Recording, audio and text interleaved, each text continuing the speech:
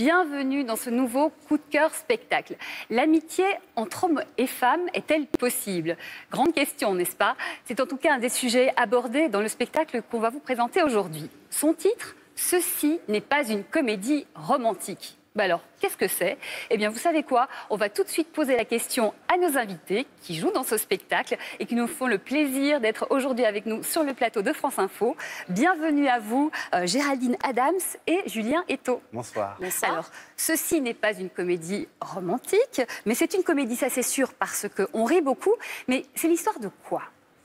C'est une histoire d'amitié, d'une amitié depuis l'adolescence. C'est une histoire un peu d'amour aussi, d'amour compliqué, d'amour des 30-quarantenaires, on va dire.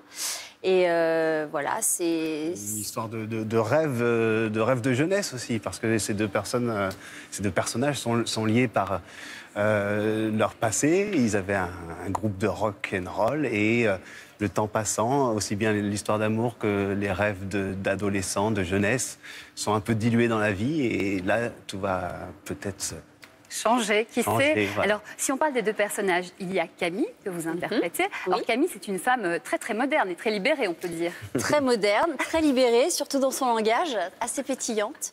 Et Camille, elle n'a pas peur de grand-chose. Elle dit ce qu'elle pense. Elle est plutôt rentre-dedans. Et d'ailleurs, dans cette pièce, les codes sont un peu inversés. Elle est plutôt masculine dans sa manière de faire, d'agir.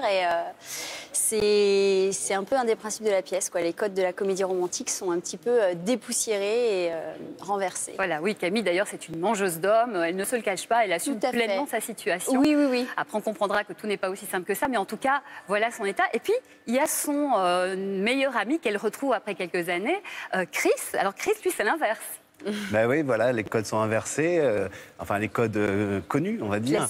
Classiques. Et Chris, il a une plus grande sensibilité, il est plus romantique, il est fleur bleue, ce que j'aime beaucoup jouer d'ailleurs, parce que c'est agréable d'avoir un homme qui fait attention, qui a des rêves jolis, d'amour. Et... Après, il est fleur bleue, mais il est dans une relation un petit peu compliquée.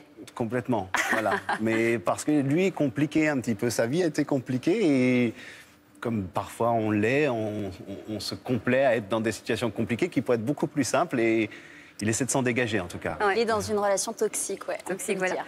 Et donc pendant tout le spectacle, finalement, on va voir ces deux personnages qui sont diamétralement opposés, se confronter. Alors ça passe par des moments plus compliqués, puis ça passe évidemment par des moments très drôles, puisque ces différences créent justement les codes de l'humour.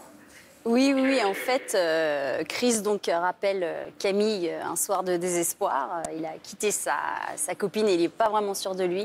Et tout va se jouer donc sur 7h15 où on va voir un petit peu comment Camille va lui rentrer dedans et essayer de faire en sorte qu'il prenne enfin son destin en main et surtout qu'il devienne un homme. Intéressant. Vous savez quoi? On va regarder tout de suite un extrait du spectacle. Alors vous allez voir, c'est comme sur les photos. Le jeune homme qui incarne le personnage de Chris, c'est Yannick Vabre. C'est aussi l'auteur du spectacle qui est actuellement en tournée, donc qui se trouve là à côté justement de notre ami. Donc voici tout de suite quelques images.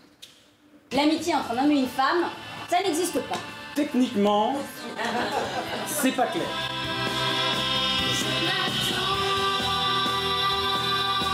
Alors Camille, je vous rappelle que vous pouvez toujours appeler un ami. Ben non, j'en ai plus.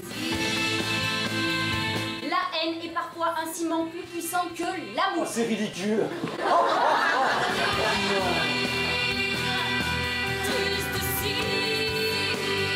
T'as conscience quand même que ce dernier argument n'a rien à voir avec la discussion. Mais nous les filles, on est comme ça. Parfois il faut faire l'inverse de ce qu'on dit, mais parfois il faut faire exactement ce qu'on dit.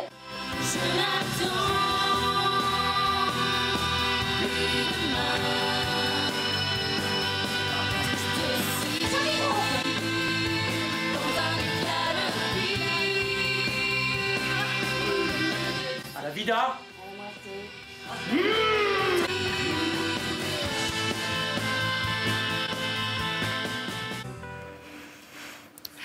Ceci n'est pas une comédie romantique. Géraldine, Julien, on comprend donc que les relations hommes-femmes, c'est pas si simple que ça. Et donc, comme vous le disiez, Julien, on se prend beaucoup la tête, en fait, cette génération-là.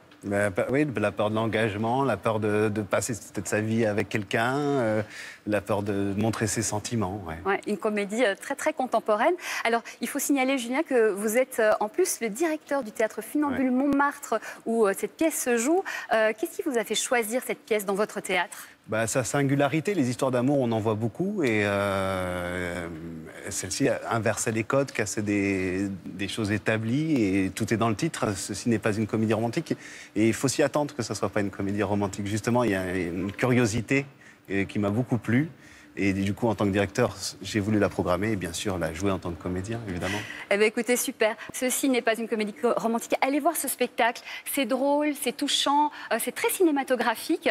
Et puis, je suis presque certaine que peut-être vous y retrouverez, vous aussi.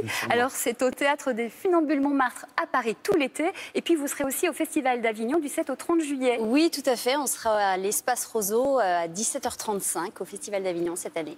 Merci beaucoup, Géraldine Adams et Julien Eto. On vous souhaite beaucoup de succès. Isabelle. Voilà, écoutez, je vous souhaite un très bel été sur France Info et puis bien sûr, bon spectacle.